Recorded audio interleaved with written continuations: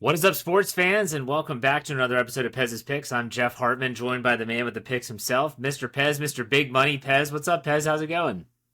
We're ready, Jeff. We've got opening. Well, I'll call it opening college football weekend. Last week, JV, Yeah. unacceptable. Big weekend. We got big games. We got our NFL picks coming out. We're going to release them today. We're going to be posting them all week. The cockroaches of Dallas, they're just putty in our hands, Jeff. They won't sign this guy. What's happening here? I love talking about it. I love it. I would bet that Micah Parsons signs before week one. Do you agree? Or do you think it holds out Well, longer? I think he's come up with a phantom back injury so that he can sit out if he chooses to, and I think he's going to. I think they're going to try and throw him like some one-year deal, and he'll take it and he won't play.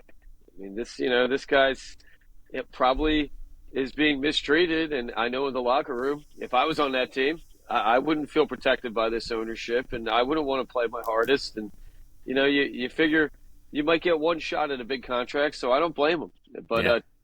it's Jerry Jones, Netflix star now. This is if you two things I look for week one gambling. Well, more than two, but one big thing: am I getting a lot of headlines out of the team? I'm not hearing a whisper out of Pittsburgh. No drama.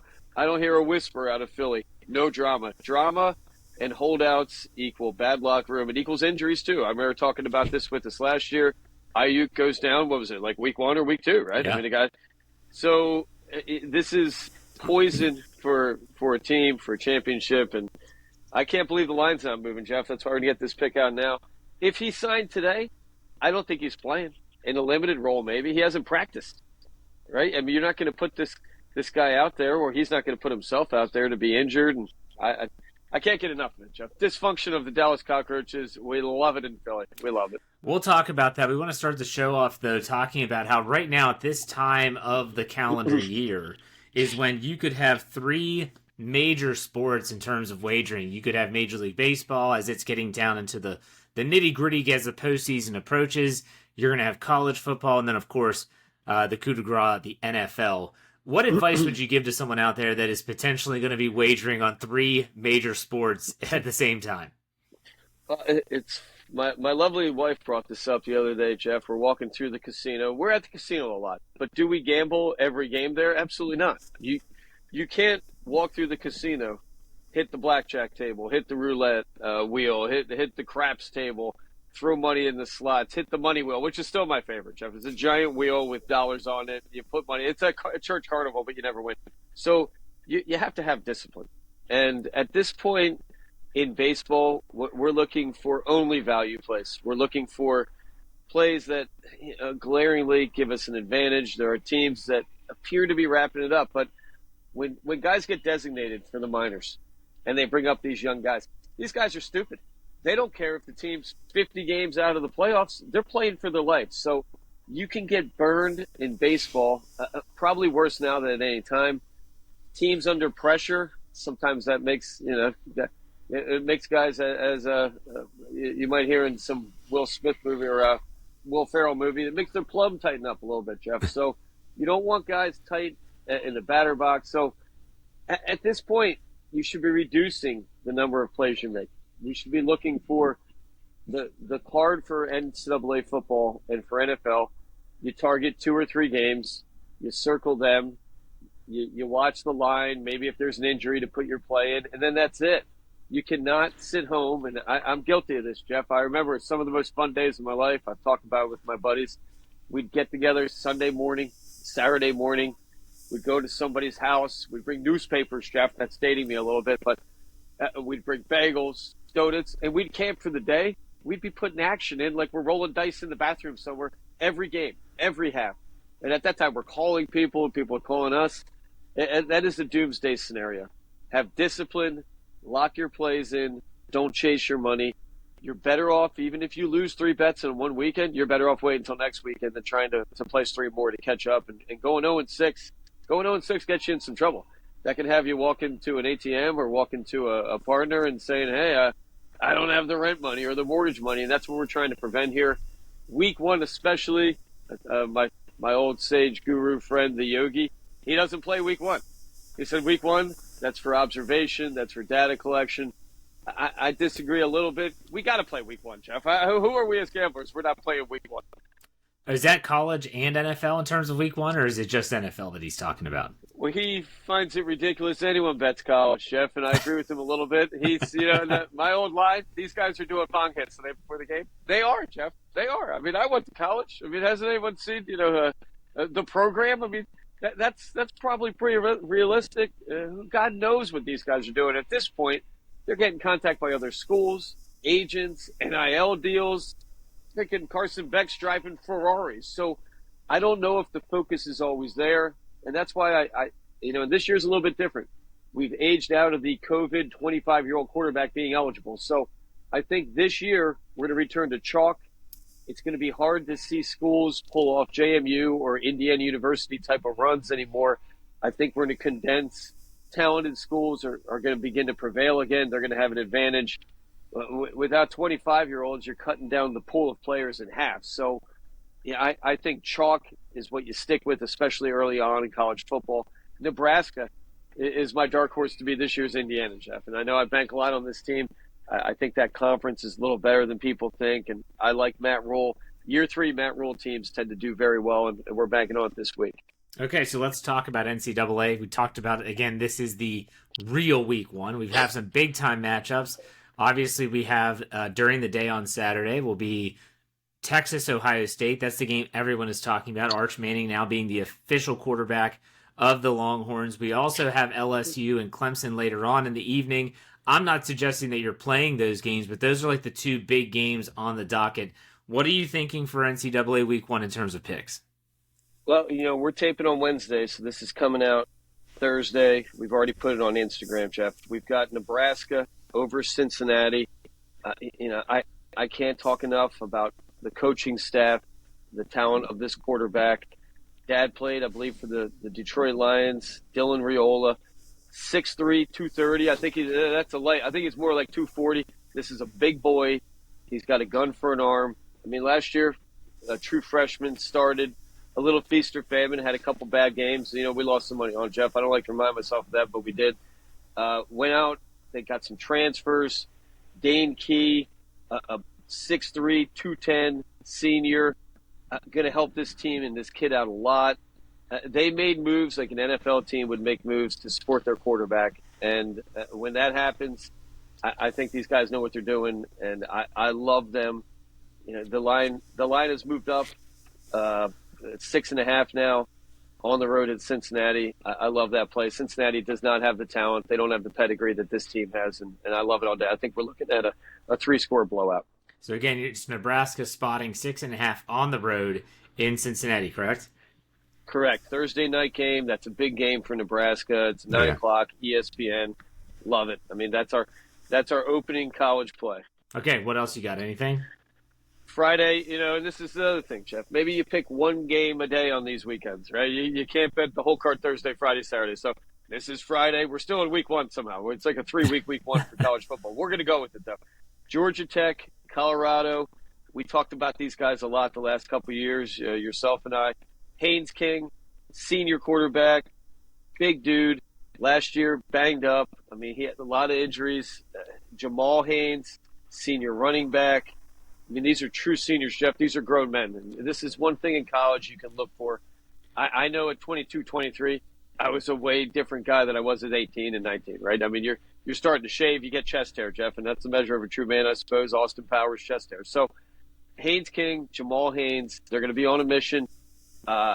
Haynes King, I'm going to say is a strong Heisman contender with Dylan Raiola.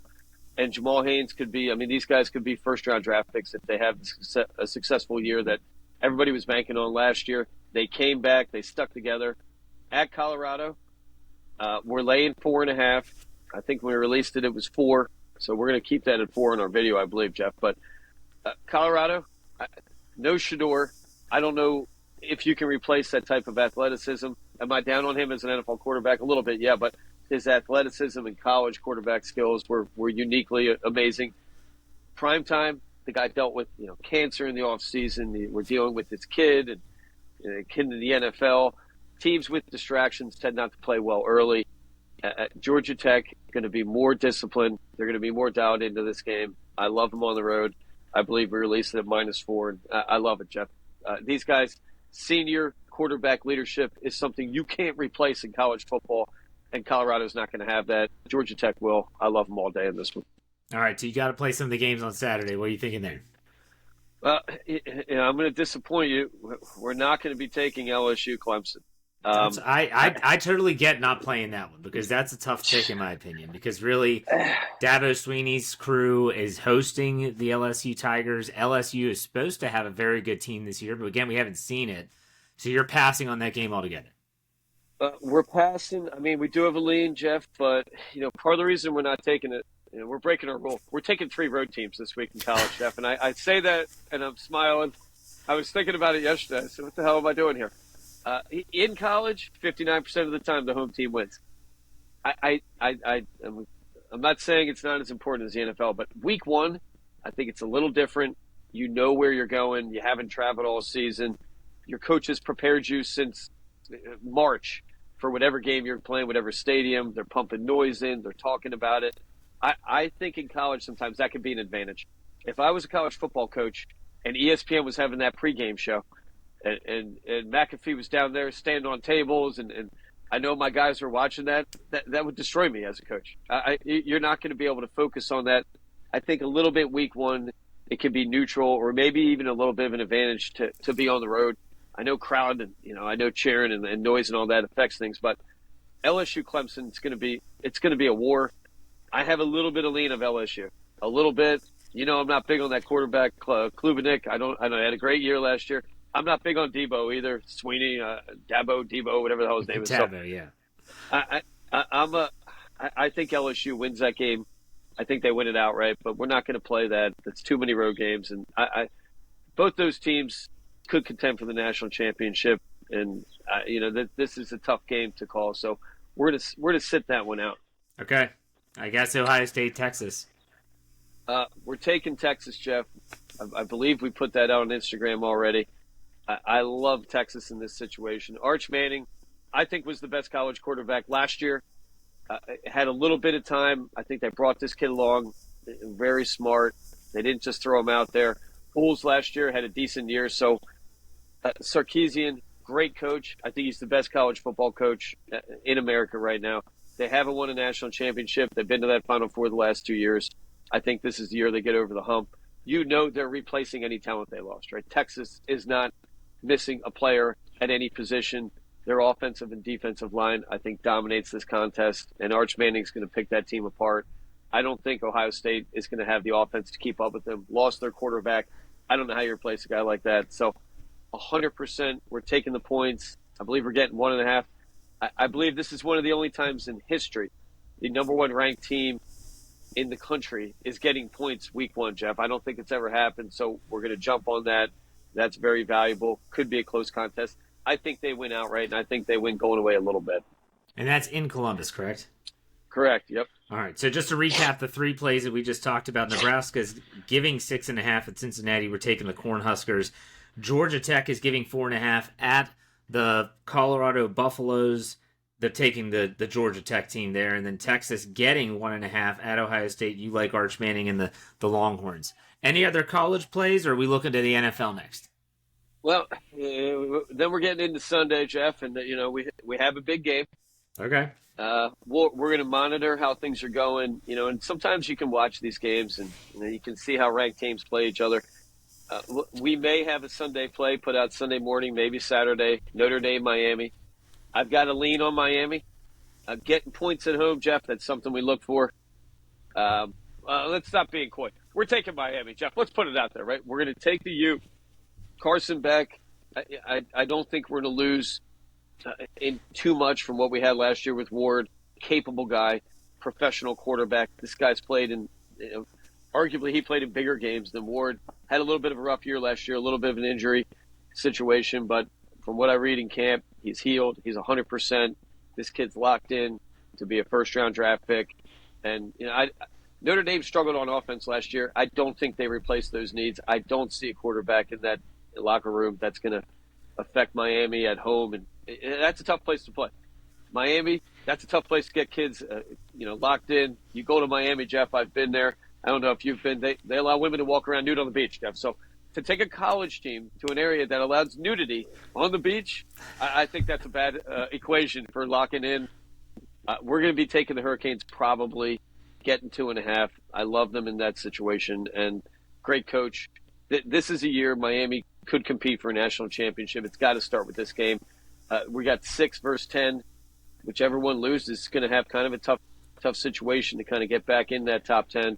And I love Miami at home getting points. To give the U points at home, it's kind of an insult, Jeff. I mean, you're going to have the whole lineup there: Midnight Irvin, Warren Sapp. I mean, you're going to have these dudes. I mean, they're going to be woofing it up with these guys. I love the U at home opening weekend. It's something that we always look for playing, especially getting points.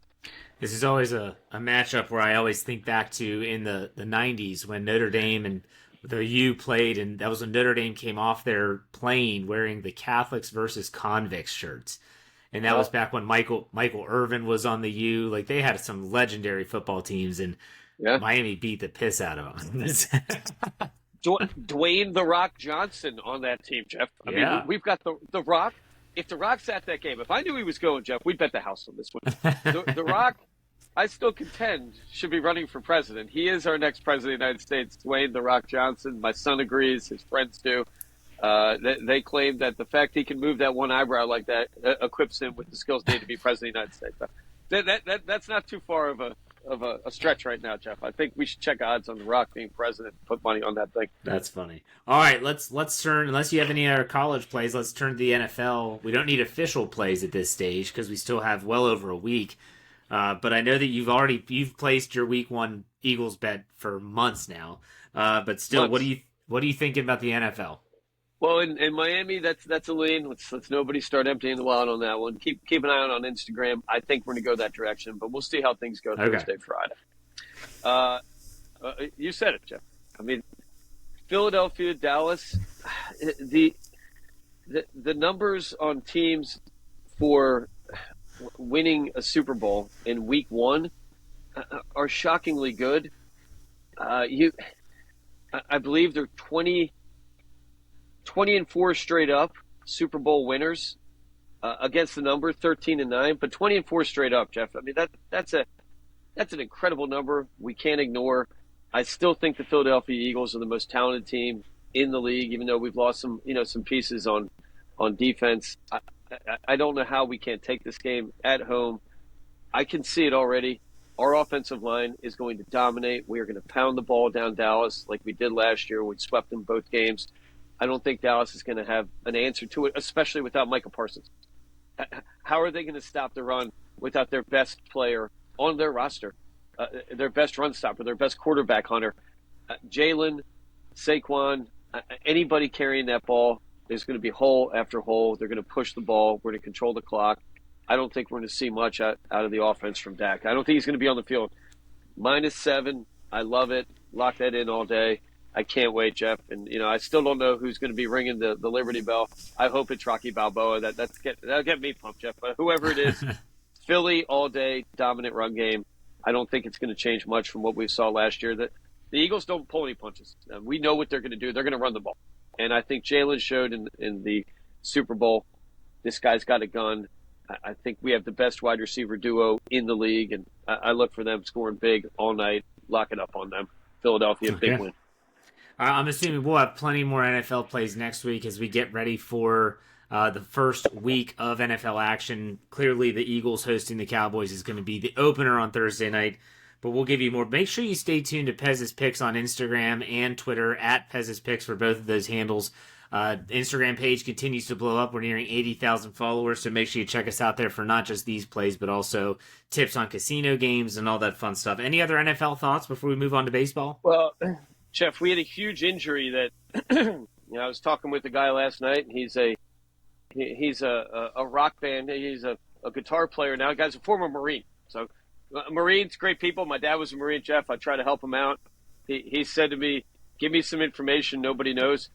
Atlanta has lost their left guard. I mean, I know you probably know this. NFL guys know this. But for a normal gambler, to lose your left guard a week before the season, which is your blind side guard, that is a death blow to a team. Mike Penix Jr., they don't have a backup. Their backup's injured. They picked up some veteran journeyman guy. We were going to lean Atlanta. Division home division dogs have great week 1 numbers, so it's Tampa at Atlanta. I don't think we're going to play the game though. Atlanta was getting 1.5. It's up to 2.5. I think the Sharks smell blood in the water. I feel bad for Atlanta. I think this was a big year for them. Bijan, Penix Jr. Looking to make a playoff run and go kind of deep. I think they had the equipment to do that. Hopefully they can figure this out, but I don't think in 1 week you can replace your best offensive lineman, guys out for the season. So that's something to look for. Check the books, check the rosters, make sure you're not losing linemen in important situations that don't get the headlines they deserve. So Atlanta is a cautionary tale. Check injury reports before you put these plays in, and I don't think we're going to be touching Atlanta because of that. Don't forget, Michael Penix, southpaw, lefty, wouldn't be a blindside guard at left side. It'd actually be the right guard. I mean, that's true, Jeff. That's true. Love that guy. I love him. I still think big things, and maybe they make a deal. I know I would. They're banking a lot on this kid, and I hear nothing but great stuff out of him. We were high on him in the draft, Jeff. We called him top 10. This guy goes top 10, and I hope big things for that team. I like that situation a lot. I'll say this. I think Tampa Bay is going to be sneaky good this year. Their receiving core outside of Mike Evans is much better than people think. They got the first-round pick out of Ohio State, Emeka. I can't say his last name, but still, I think Baker Mayfield is going to thrive down there. I think their defense is better than a lot of people think. The NFC South sucks, but I think Tampa Bay is the cream of the crop down there. Egbuka, a man-child, Jeff. I love him too. I mean, big dude, 210, 6'1", 6'2". Godwin's still injured. I think he's going to be out at least 4 or 5 games. So, they're coming into the season a little bit banged up. I love Baker. That team's super inconsistent. I think we talked about them every week. They just couldn't string games together, right? I don't know what the heck was going on. But when you look at what Baker did, 41 touchdowns, 16 picks last year, that's like Hall of Fame numbers, and this guy, 4,500 throwing yards. I mean, that's a ton. I hope he can do it again. I like the guy a lot, and that's the team we're looking for. I don't know about bet. Stay away from betting division opponents on the road, week 1, given points. That's a death blow. I mean, that's a difficult thing to kind of bet, and especially with all the preparation in the NFL. All right, so we'll talk more NFL next week for sure. Let's switch it over to baseball. How's baseball been going, and what are you thinking about plays down the stretch? And again, we touched on it a little bit. The trap in baseball this time of year is to bet teams that have to win, right? Where this team's out of the playoffs, this team's fighting to be in, they have to win. That doesn't always happen, Jeff. It actually usually happens the opposite. So Skubal got banged up again. We're proud of ourselves laying off of that guy. He's had a rough since All-Star break. I mean, he's barely had a win. Phillies, Mets. If I was a true gambler, Jeff, I would have been betting the Mets every day. I have trouble getting it out of my mouth. I don't want to get beat up walking around South Philly. I think I'll be going there this weekend. I'll be going to get a cheesesteak. I don't want someone punching me in the face for betting the Mets. We hate the Mets, Jeff. They are the Dallas Cowboys for the Phillies. But the Mets, I know we're a better team. We can't beat them, right? I mean, there's something that the pitching staff, they have on us.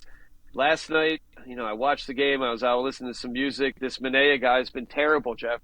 And he guns us down last night. Then we get a little bit of momentum. We start knocking around a little bit. They get a walk-off. You have to watch out betting teams that have to win and teams that are kind of fighting. And I would never bet the Phillies over the Mets. I'm just not going to do it until we start seeing them win. We'll continue to try and find value plays. I think tonight, this is Wednesday, a little bit we're looking at Seattle. San Diego, sneaky team, Jeff. I hate that team. They just scrap. They're like the Houston Astros of 5 years ago. They just kind of scrap games up. But Boston, a scrappy team we're looking at possibly tonight, this fellow guy. Major League Baseball has kind of gotten back into hits are important, and the record of a pitcher is more important than his ERA. For a while, we got away from that. Everything was ERA, whip, home runs, power. Getting on base, I mean, Milwaukee does it, Detroit does it. That's an important thing, and I think tonight we're going to lean Boston, Bello, and this is Wednesday. We'll be having a video coming out soon. All right. That sounds fantastic. Baseball's coming down the home stretch. Let's finish up the show talking a little golf. By the time this is released, Keegan Bradley will have announced his picks for the Ryder Cup. But before we talk about the Ryder Cup, which is coming up at the end of September at Bethpage in New York, let's talk about the FedEx Cup playoffs and the Tour Championship. Tommy Fleetwood finally gets one. What do you think about that?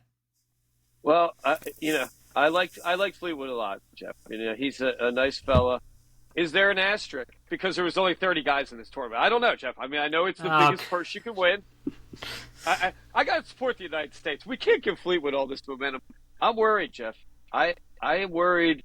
We look at the standings. We look at the potential lineup. I'm a little bit worried for the United States right now. I think there's going to be an uphill climb for the United States to kind of pull this thing off when you look at it. Currently, Europe is plus 145. Just like the Mets, Jeff, I'm not going to promote people betting on them because I hate them. I don't hate Europe. I've had a lot of good times there. I've been all over Europe. But I'm an American, Jeff. But if I was giving someone, putting a gun to my head right now, I think Europe at plus 145 is the smarter bet at this current situation. I think their team matches up better for this tournament. You've guys coming in great form, as they say in Europe. I don't see a guy on that roster other than Aberg, other than him being a little bit, not as good as we thought. That team's playing. What are you talking about? Rory has sucked. Rory has sucked down the stretch. His game is trending in the absolutely wrong direction heading into the Ryder Cup. Sepp Straka has fallen off the face of the earth since he won the Truist in the Philly Cricket Club. They have just as many questions as the U.S. team does. Jeff, Rory, we both hate him, Jeff. But that guy can turn his game on when he's dialed in. He could have given a shit last week, Jeff. This guy, I'm watching him play on Sunday, joking around with his buddy Caddy, and then 2 hours later, he's sitting in the stands at the U.S. Open. This guy was already he was already dialing into the number of their nightlife or whatever the hell they're doing. Jeff, he's sitting. This guy's playing. What's he have? The Concorde jet fueled up in Atlanta, ready to go. What a nice life. But Rory will be dialed in for the Ryder Cup. He's been great over the years. I'm worried, Jeff. If we don't have Keegan on that team, I think he's on the team. I think he's on the team. I don't think there's. He finished tied for 7th at the Tour Championship. He's easily a top 12 United States player. I think he's putting himself on the team. And you know what? No one would second guess it. Anyone with a brain that follows golf, no one would say, I can't believe Keegan Bradley put himself on the team. No, you would say he should put himself on the team. Well, and I heard a commentator say it, or maybe I read this, but he said that for Keegan now to not put himself on the team would be a bigger distraction. People would talk about to every player, do you think he should have been on the team? And whatever guy was last on, the pressure would be insurmountable, right?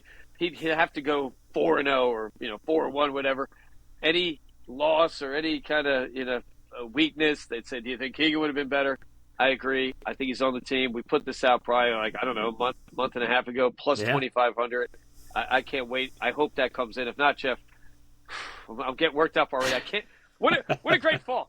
We've gotten through the summer, Jeff. This summer, the weather's been rough. It's been hot and humid.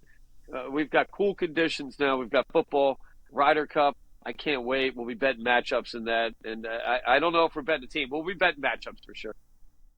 Just remember, by the time when we're recording this, they have not made their selections. So by the time this podcast is released, the Ryder Cup team will already be announced. That was announced on, I think, Wednesday at 11 a.m. Eastern time. So take that with a grain of salt. But, Pez, any final thoughts before we call it a show? Well, happy Labor Day to everyone, Jeff. It's a sad day for the children going back to school. But in New Jersey, it's only 180 days. I tell my kid this every day. The waves will still be there. Had a little parenting lesson yesterday, Jeff. We do some, we're out in the ocean a lot. We did a little stand-up paddle board. Not smart to take your kid when the tide's going out of the inlet into the harbor and the channel. Got a little rough there. He told me it was great. I said, I'm sorry, buddy. I think I put you in a dangerous situation. He looked at me. He goes, don't you always put me in dangerous situations? Not good parenting, Jeff. I had to rethink things yesterday a little bit. Maybe a little too much. You got to dial it in a little bit. Wear life vest when you're paddleboarding in the ocean or the bay. That's an important lesson, too. There you go. All right, Pez, it's been great as always. Next week, we'll be talking about our plays from college football over this upcoming weekend, as well as getting you geared up for week 1 in the NFL. Make sure you check us out on Pez's Picks on both Twitter and Instagram. He's pointing at the Birds logo on his shirt. There you go. Hey, There it is. we'll see you. Have a good weekend, Pez. See you.